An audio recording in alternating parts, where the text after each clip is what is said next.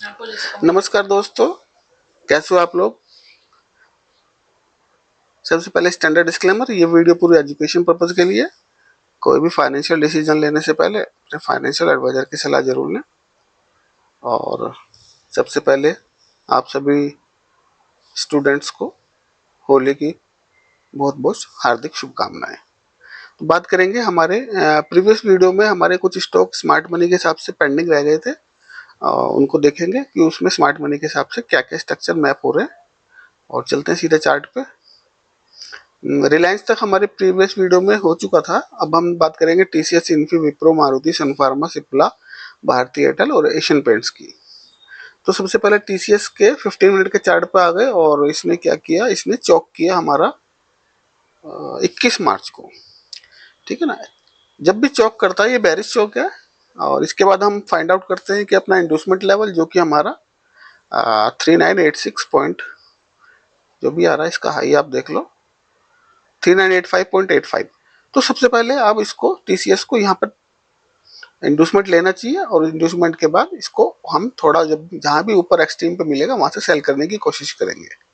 ठीक है ना। साथ साथ में अगर कोई इंटरडे में स्कैल्पिंग के लिए देखना चाहता है तो ये हमारा सप्लाई जोन है 3973 और ये हमारे डिमांड जोन है 3872 और 3850। ठीक है ना। इन्फोसिस पे चलते हैं। इन्फोसिस क्या कर रहा है देखने की कोशिश करेंगे। इसने भी बेरिश बॉस किया फर्स्ट टाइम, सेकंड टाइम चौक के बाद बॉस और उसके बाद अगेन इसने यहाँ पे बॉस किया। और बॉस करने के बाद अभी इसने एक ये लो छोड़ा है। लो के बाद इसका इंडोसमेंट लेवल हमारा आ गया 1557 के आसपास। तो सबसे पहले ये इसको इंडोसमेंट करें। ठीक है ना। इंडोसमेंट के बाद इसको हम ऊपर से सेल करने की कोशिश करेंगे। और ये सप्लाई और ये डिमांड के एरिया लगे हुए हैं, इनको हम अभी ऐसे लगा के रखें। तो कल जो भी मार्केट का मूव होगा और आफ्टर मार्केट आवर्स हम देखेंगे कि क्या कौन सी सप्लाई और डिमांड पे हर स्टॉक रिएक्ट कर रहा है। ठीक है ना। तो फिर आगे फर्दर हम इसको कंटिन्यू करेंगे अपने सप्लाई डिमांड को। अभी ये डेली हम इस पर वॉच करेंगे। नेक्स्ट लेवल जो लगेंगे वो इसके बाद लगेंगे। ठीक है ना। ये कल की डेट के सारे और यहाँ तक लगा दिए सप्लाई डिमांड। तो अब कल जो मूव होगा उसको हमको ये आइडिया मिलेगा कि हम कहाँ से कितने मिनट के सप्लाई डिमांड या एरिया से या 15 मिनट, 5 मिनट और 1 आवर, ये 3 लगाए हुए हैं। तो किस पे जाके रिएक्शन ले रहा है मार्केट या कोई पर्टिकुलर स्टॉक, तो फिर फर्दर इस सप्लाई डिमांड को कंटिन्यू करेंगे। बात करेंगे विप्रो की। विप्रो का स्ट्रक्चर देखते हैं एक बारी। हाँ, विप्रो बॉस किया और उसके बाद यहाँ बॉस, यहाँ चौक है। विप्रो बुलिश है। ठीक है ना। विप्रो बुलिश है। बुलिश इसने कहाँ किया था, यहाँ से इसने बुलिश किया और इसके बाद ये इसने एक हाई छोड़ा। हाई के बाद इंडोसमेंट लिया और इंडोसमेंट के बाद क्या करता है मार्केट, एक्सट्रीम पीओआई पे जाने की कोशिश करता है जो कि यहाँ पे बना हुआ है नीचे 450 के आसपास। तो मार्केट ने 530 पे इंडोसमेंट लिया, हाई छोड़ा हमारा 545। ठीक है। और अब ये धीरे धीरे धीरे धीरे धीरे धीरे धीरे नीचे आ रहा है। जब ये धीरे धीरे धीरे नीचे आ रहा है तो अब ये अपने एक्सट्रीम पीओआई पे जाएगा, वहां से इसको बाय करने की कोशिश करेंगे। और ये इसका इंट्राडे के हमने सप्लाई डिमांड में मार्क कर दिया। ठीक है ना। तो यहाँ पर जैसे ये पहुंचेगा 481.60, तो यहाँ पर एक इसको रिएक्शन लेना चाहिए। ठीक है ना। यानी कि थोड़ा सा पुल बैक लेना चाहिए। अगर इसका डायरेक्शन अभी नीचे है तो ये एक हमारा डिमांड एरिया है। तो डिमांड एरिया पे क्या रिएक्शन ले रहा है वो देखना पड़ेगा। कल के बाद पता चलेगा इसका।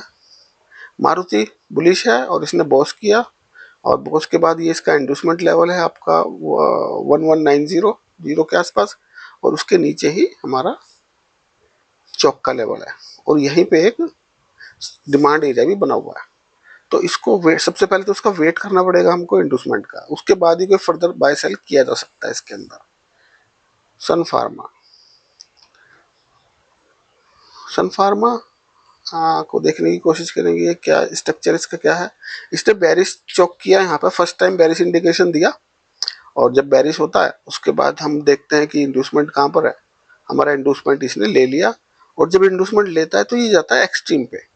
देखने वाली बात क्या है, स्टॉक ने बेरिश चोक किया, यानी कि स्टॉक ने इंडिकेशन दिया बेरिश का, लेकिन वो जा कहाँ रहा है, वो ऊपर की तरफ जा रहा है। रीजन वही है कि जब भी चौक या बॉस करता है उसके बाद इंड्यूसमेंट लेने के बाद वो अपने एक्सट्रीम पीओआई पे जाने की कोशिश करता है, जो कि ये गया।